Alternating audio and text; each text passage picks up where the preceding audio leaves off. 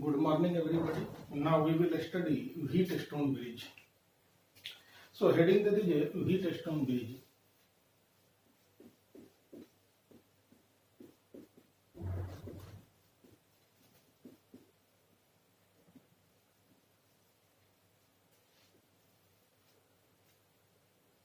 क्या है इसके बारे में बात करते हैं. It is a 4-terminal network. 4-terminal network made with 5 resistances. 5 resistances. 5 resistances as shown in figure.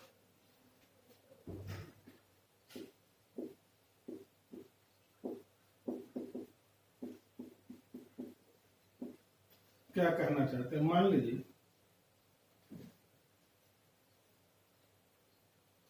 4 terminal पहले दिखा देता हूं. यह पॉइंट हो गया ए, यह पॉइंट हो गया बी, यह पॉइंट हो गया सी और यह पॉइंट हो गया डी. इनका होना जरूरी है व्हीटस्टोन ब्रिज बनने के लिए. अब ए और सी के बीच में हमने एक रेजिस्टेंस ले लिया,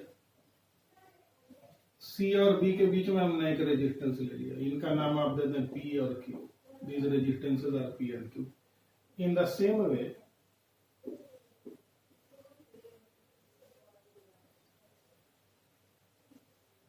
we can have 2 more resistances R and S.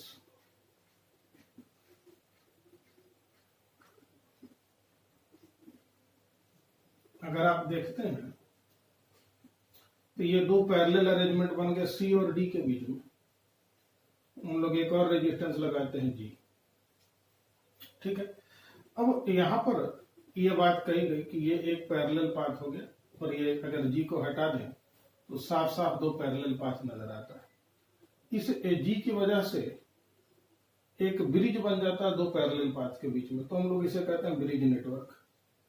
लेकिन इसके मदद से कहा जाता है कि आप एक अननोन रेजिस्टेंस निकाल लेते हैं. इसमें आप अगला पॉइंट कर सकते हैं. It is an experimental arrangement. It is an experimental setup to find unknown resistance. It is an experimental setup to find unknown resistance. To find unknown resistance. It is an experimental setup to find unknown resistance. अब यहाँ ध्यान दीजिए P and Q, ये resistance कैसे है ये मालूम है. P Q, P is known, Q ये भी रेजिस्टेंस पता है. S is our unknown resistance. तो एस की वैल्यू अपने को निकालनी है. एंड आर ये वेरिएबल रेजिस्टेंस या एक वेरिएबल रेजिस्टेंस समझिए. अब इसमें कहा जाता है the variable resistance R is so adjusted. The variable resistance R, the variable resistance R is so adjusted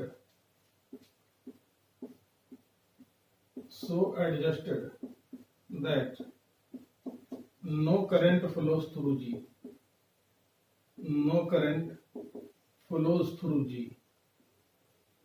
No current flows through G. G से कोई करंट नहीं जा रहा. अब G क्या भाई? It is a galvanometer. ये G क्या है? गैल्वानोमीटर. गैल्वानोमीटर क्या होता है? It is a galvanometer, very high current sensitive device. Very high current sensitive device. Galvanometer क्या होता है? बहुत ही ज्यादा करंट सेंसिटिव डिवाइस होते हैं. मतलब इससे मिली एम्पियर या माइक्रो एम्पियर का भी करंट जाएगा तो ये डिफ्लेक्शन देके इस तरह से या इस तरह से किसी एक तरफ झुक के बताएगा कि इससे करंट. अगर इससे कोई और इसके कुछ रेजिस्टेंस भी होते हैं. This resistance is G. तो G is marked as resistance. तो if no current flows through G, then C and D are at same potential. हम लोग इसे थोड़ा रब करते हैं, no current flows through G, हम लोग ये काम यूज कर सकते हैं, आप ध्यान दीजिए। इधर आ जाते हैं, करंट थ्रू गैल्वानोमीटर इज 0, तो इसका क्या मतलब हो गया, potential of C must be equal to potential of D. इसे ही हम लोग अब बात करते हैं करंट की। इधर से करंट आया आई, इससे क्या करंट जा रहा है I1, इससे क्या करंट जाएगा I2। इससे करंट नहीं गया है, तो डिसिमिलर होने के बाद भी, सिमेट्री नहीं है तो भी, सिमेट्री होती तो हम तो मान ही लेते हाँ भाई करंट नहीं जाता, मिरर सिमेट्री। और इससे करंट I2 इससे नहीं जा रहा, गैल्वानोमीटर ये कह रहा है। तो अब आप यहां पर कह सकते हो VA minus VC, this should be equal to VA minus VD. Then you can write VA minus VC is I1P and VA minus VD is I2R. Then from here we get P by R is equal to I2 by I1. This is equation number 1. In the same way we can talk about again, फिर से एक बार ले लिया जाए, तो VC is equal to VD, और इसे लिखा जा सकता है VC minus VB is equal to VD minus VB। जो पोटेंशियल डिफरेंस इस क्यू के आसपास, वही पोटेंशियल डिफरेंस है इसके आसपास, ऐसा आप बोल रहे हैं। तो करंट को लिखा जा सकता है I1Q, this is I2S, then again you are having Q by S is equal to I2 by I1। तो अब अगर इक्वेशन का राइट साइड इक्वल है तो लेफ्ट साइड भी इक्वल होना चाहिए, so it is equation number 2। From 1 and 2 we can say, from 1 and 2, 1 and 2 से हम लोग कह सकते हैं P by R should be equal to Q by S. This is the situation. From here you have to calculate unknown resistance. Then you can write R by P into Q. So by you know that value of P is known, value of Q is known, R is adjusted, so S can be calculated. In this way, people were able to find the value of unknown resistance, and this is a very popular arrangement. And most of the time, question comes from Wheatstone bridge. So be careful about it. So they need उनके requirement क्या होता है question के, जो भी Wheatstone bridge के question देखे गए हैं, आप पॉज करके लिख लीजिएगा। उसमें पता ये चलता है कि वो चाहते हैं कि आप एबल है आइडेंटिफाई करने के लिए कि नहीं ये व्हीटस्टोन ब्रिज है या नहीं, you are able to identify Wheatstone bridge और नॉट। मेन जो इंटेंशन दिखता है वो यही दिखता है कि whether the student is able to identify the Wheatstone bridge or not. If student is able, then okay. If he is not able, he should be. So इसके तरीके क्या है, पहले ध्यान दे लें हम लोग। यह एक रेजिस्टेंस होगा, यह एक रेजिस्टेंस होगा, व्हीटस्टोन ब्रिज ही कंटिन्यूड है, आपको केवल पहचानना है कि व्हीटस्टोन ब्रिज है या नहीं। आप पहचान लीजिए it is a Wheatstone bridge और नॉट। आप ध्यान दें, ए बी सी डी, ये व्हीटस्टोन ब्रिज बैलेंस है या नहीं, P Q R S G. तो अब फॉर बैलेंस्ड कंडीशन हमने जो पहले निकाला, क्या निकाला था, बैलेंस्ड कंडीशन। तो बैलेंस्ड कंडीशन क्या भाई, P by Q must be equal to R by S. अगर ये होता है तो करंट थ्रू गैल्वानोमीटर इज 0, और ये अरेंजमेंट आपके शिफ्ट हो जाते हैं इस ढंग से, here is your C, here is your D, but current through galvanometer G will be 0, A B. This resistance between AC and a resistance between CB are connected in series, and a resistance between AD and a resistance between DB are again connected in series. Then you can say that P and Q are in series, R and S are in series, and they are in parallel. So the equivalent resistance will be how much? This is P plus Q, and this is R plus S divided by P plus Q plus R plus S. This is the equivalent resistance. In this way, we can find equivalent resistance between A and B. So there can be large number of forms with the help of 4 terminal and 5 resistance. We are trying to identify some of them.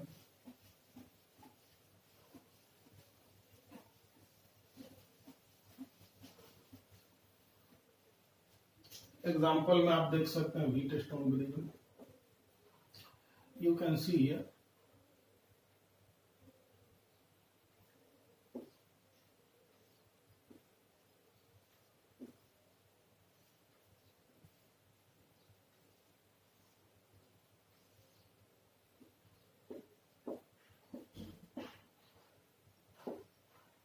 Yes it is a wheat stone bridge. तरीका क्या पहचानने का, A B के बीच में जो 2 point है, 4 terminal पहचान लीजिए, जो ब्रिज बना रहा है उसे मिटा के चेक कर लीजिए, आपको 2 पैरेलल पाथ मिल जाएंगे। जो ब्रिज बना रहा है उसे हटा देंगे, आपको 2 पैरेलल पाथ मिल जाएंगे। So yes this is the wheat stone bridge. एक दूसरा एग्जांपल देख लीजिए,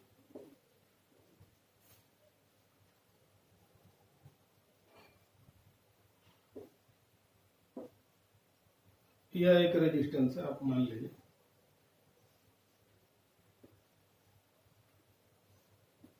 यहां 2 पॉइंट बन गए अपने पास सी और डी, तो 4 टर्मिनल नेटवर्क हो गया ए बी सी डी। ये जी रेजिस्टेंस आपको दिख रहा है, इससे हटा के देखें, 2 parallel path, yes there are 2 parallel path. तो ये भी व्हीट स्टोन ब्रिज है। पहचानने का ये तरीका है, जो भी ब्रिज नेटवर्क लग रहा है उसे आप हटा दीजिए, उसको हटाते ही आपको बड़े सिंपल से 2 अरेंजमेंट आपको मिल जाएंगे, which are of Wheatstone bridge.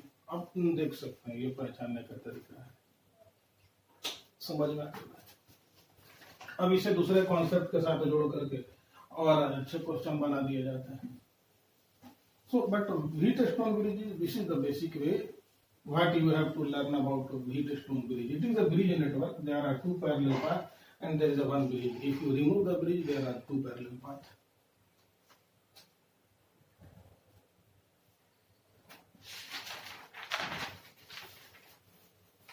Now we come to question number 44. You can see here.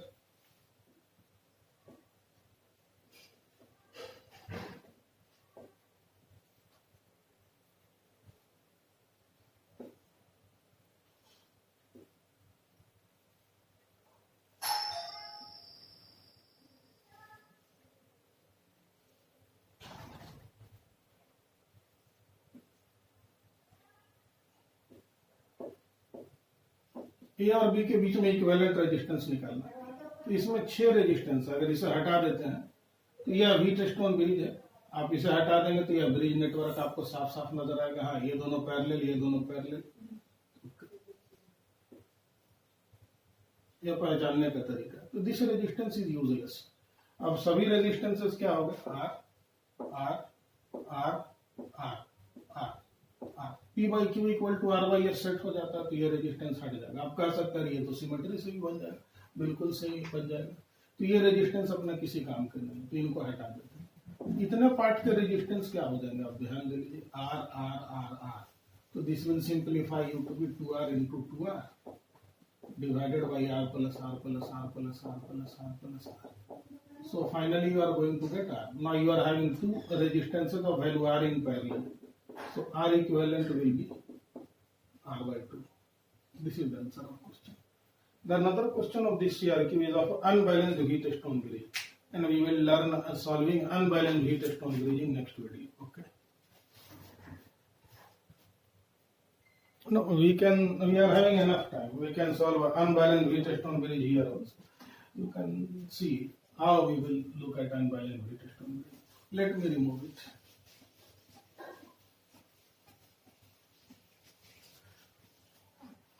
Wheat stone bridge can be balanced as well as unbalanced. We are having an example of unbalanced wheat stone bridge. Unbalanced wheat stone bridge. Unbalanced wheat stone bridge.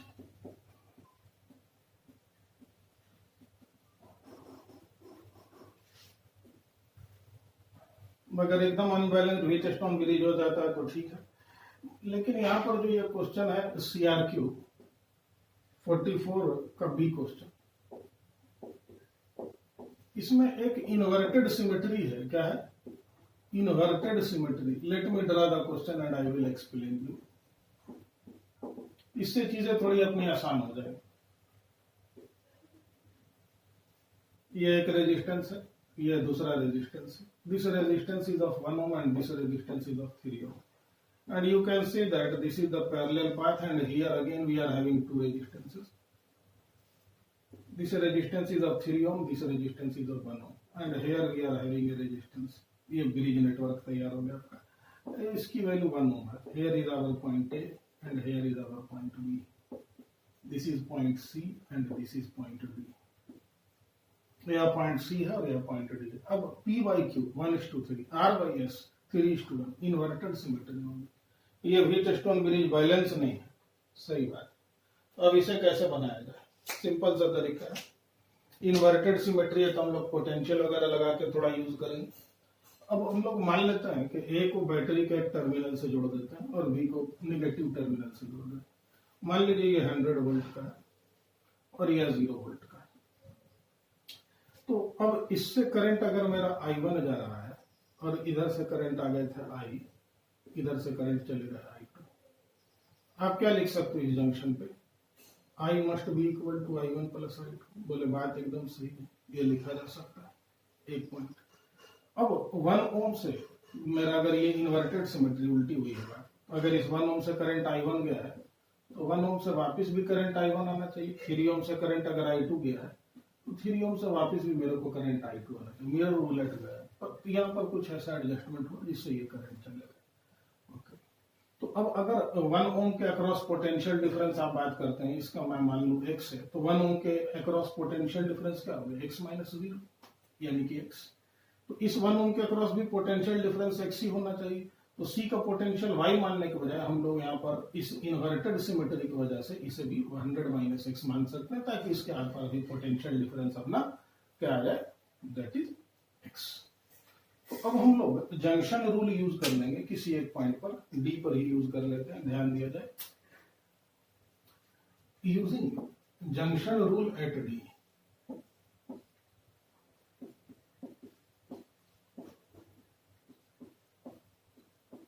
D point पर junction rule use करते हैं. तो अभी अपने को नहीं पता current किधर जा रहा है, तो सभी करंट को हम जाता हो, इधर से I2 आ गया, इधर से ये आप कह रहे हो I2 है, इधर से गया है I1, ठीक बात है. इधर से कुछ चला जाता है I3, वी डोंट नो. आप कह सकते हैं incoming current is equal to outgoing current. Yes, it is very nice. अब I2 की वैल्यू क्या हो जाएगी? I2 this end is at 100 volt. This is 100 minus x by 3 ohm. I1 की वैल्यू क्या हो जाएगी? x minus 0 by 1 ohm. और इसकी वैल्यू क्या हो जाएगी? x minus 100 minus x by 1 ohm. अब इसे सिंप्लीफाई करते हैं. This is 100 by 3 x by 3 plus x, और इसे सिंप्लीफाई करेंगे. This is 2x minus 100. इस माइनस 100 को इधर ले आते हैं. 100 by 3 plus 100. This is x by 3 plus 3x.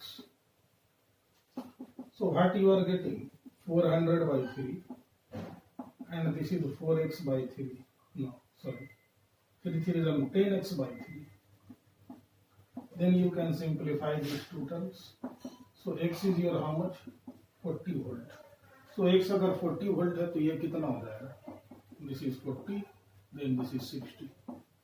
The current I will be, this is very easy now. This is our equation number 1.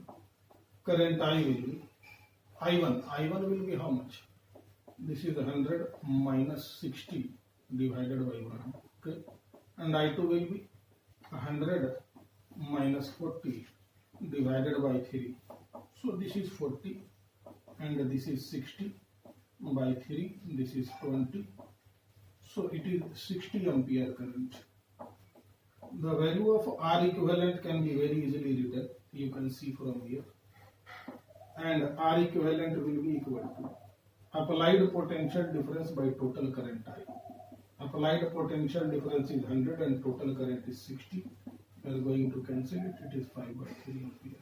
Oh, this is answer. I want to share one more thing here. मैंने यहाँ पर ये सब values रख करके solve कर दिए हैं, आप पॉज करके इन्हें लिखिए।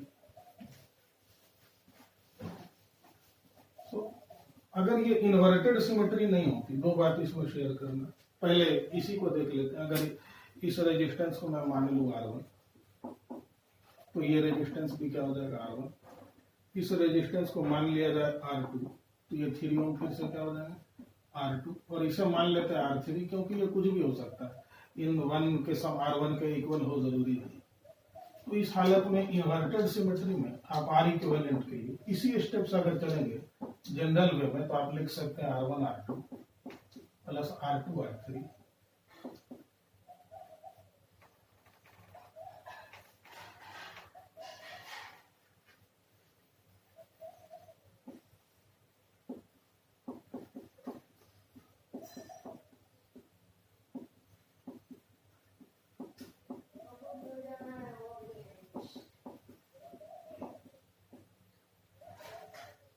चलिए हम लोग इसे निकाल लेते हैं। ये एक जनरल वे आप देख चुके हैं इसे सॉल्व करने का, तो इसे हम लोग जनरल टर्म में भी लिख सकते हैं एक relationship, this is inverted symmetry. अब अगर बात करते हैं ये बिल्कुल ही अनबैलेंस हो जाए, जैसे for an unbalanced heat exchanger completely unbalance हो जाए, इन्वर्टेड सिमेट्री में इस पॉइंट को देखते हैं। अगर अनबैलेंस हो जाए तो ये जो अपने पास फ्रीडम था 100 - x का, अपने पास दो वेरिएबल आ जाएंगे y, और अपने को जंक्शन रूल C पे और D पे दोनों जगह पे लगाना पड़ेगा। Then only we can get the value of a total current I, and here you cannot get that. तो इसमें इन्वर्टेड सिमेट्री होने की वजह से सिर्फ एक वेरिएबल आया x, दो नहीं है। अगर ये अनबैलेंस नहीं होता तो यहाँ पर आपको C की जगह y लेना पड़ता। Okay, so this is the simple modification with the help of which you can solve all kind of unbalanced heat exchanger। आपको किसी और फालतू नियम की जरूरत नहीं है, आप सिंपल बेसिक रूल से, किरचॉफ लॉ से, point first rule, second rule, सारे क्वेश्चन बनना है। दूसरा किसी चीज पर अपने को ध्यान देने की जरूरत नहीं।